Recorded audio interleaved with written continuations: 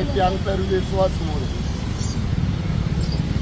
आणि दलित त्यानंतरचा महाराष्ट्र अध्यक्ष होता. आता स्वतःचा गट टाकतोय दलित त्यानंतर मोरेकर. माझ्या काही मानलेल्या मुली भारतीय समाजाच्या स्वतःचा तमाशा मंडळ आहे. माझी एक मानलेली पोरगी आहे साखरवाडीची नीता काळे म्हणून, तिचा स्वतःचा तमाशा मंडळ.